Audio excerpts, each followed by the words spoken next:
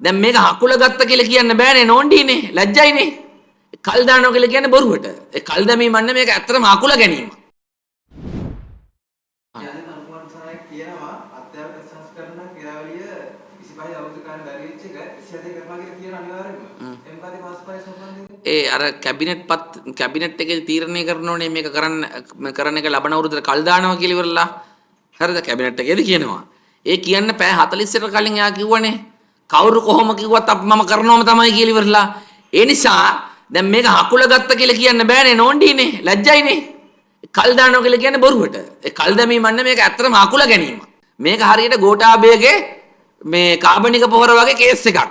ගෝඨාභය මේ උද්දච්ච වැඩි හින්දා දේශපාලන අධ්‍යක්ීම් නැති හින්දා ගෝඨාභය විශේෂඥයන්ගේ තීරණ වලට අහුම්කම් දෙන්න නැතුව උද්දච්ච භාවයෙන්ම දිගට වැඩ කරලා ගොවියෝ පාරට බහැලා මේ උද්ඝෝෂණය කරලා ගණන් ගන්න තමයි යා කෙලව ගත්තේ. හැබැයි අනුර කුමාර අවුරුදු 20කට වැඩි පාර්ලිමේන්තුවල තියෙනෝනේ. එයාට විතරයි මේ ආණ්ඩුවේ සෙන්ස් තියෙන්නේ. එයාට තේරුණා coming colors no good විපක්ෂීය පාර්ට බහිනවා විදුහල්පතිවරු පාර්ට බහිනවා ගුරුවරු පාර්ට බහිනවා දෙමව්පිය පාර්ට බහිනවා වැඩේ අකුල ගත්ත නැත්නම් කෙලවෙනවා කියලා තමයි පැය 48ක් ගියේ නෑ හොඳේ. ඒ නිසා මේක හකුලා ගැනීමක්. ඒ වගේම ඔබතුමාට කියන්න ඕන මේ රටට පූර්ණ අධ්‍යාපන ප්‍රතිසංස්කරණයක් අවශ්‍යයි. අදට ගැලපෙන රැකියාව වෙළඳපොළට ගැලපෙන ලෝකයේ දිනු වෙලා තියෙන තාක්ෂණයට ගැලපෙන විදේශීය විශේෂඥයන්ගේ සහයෝගය ගත්තු දේශීය විශේෂඥයන්ගේ සහයෝගය ගත්තු පුළුල් කතිකාවතක් කරහා නිර්මාණය වෙන ජනතාව තුළ දරුවන් තුළ විශ්වාසයක් වෙන අධ්‍යාපන ප්‍රතිසංස්කරණයක් අවශ්‍යයි. ඒ නිසා විපක්ෂයේ හැටියට අපි විරුද්ධ වෙන්නේ අධ්‍යාපන ප්‍රතිසංස්කරණ වලට නෙමෙයි විකෘති ලිංගික ආශාවන් බලෙන් 6 වසර පුරවැසි අධ්‍යාපන පොතට ඇතුළත් කිරීමට.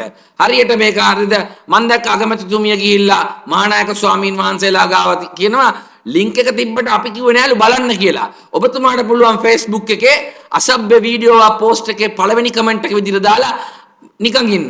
ඊට පස්සේ මොනාරි වුණාම කියන්න පුළුවන් මම දැම්මා මම බලන්න කිව්වේ නෑනේ කියලා කියන්න පුළුවන් නේ. හරිද? ඒ නිසා ඕනෑම කෙනෙකුට විකෘති ලිංගික ආශාවන් පෞද්ගලික ජීවිතයේ පවත්වාගෙන යන්න තියෙන ප්‍රජාතන්ත්‍රවාදී අයිතියට අපි ගරු කරනවා.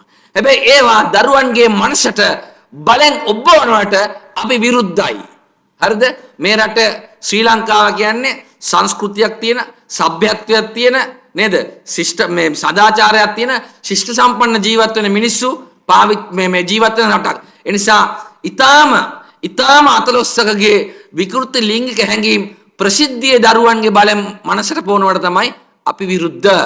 පූර්ණ අධ්‍යාපන ප්‍රතිසංස්කරණයක් අපිට අවශ්‍යයි. රැකියාව විරහිත උපාධිධාරීන් පෙළපාලි කරනවා වෙනුවට විශ්වවිද්‍යාලයෙන් එළියට එනකොට හරිද පෞද්ගලික අංශයේ රැකියාවට යන්න පුළුවන් ලෝකයක තරඟ කරන්න පුළුවන් ආයතනවල රස්සා ලැබෙන අලුත් තාක්ෂණයක අලුත් මොඩියුල් බිහි වෙන අධ්‍යාපන ප්‍රතිසංස්කරණයකට අපි එකඟයි. එසැන ජනතාවගේ තොරතුරු දැනගැනීමේ අයිතිය වෙනුවෙන්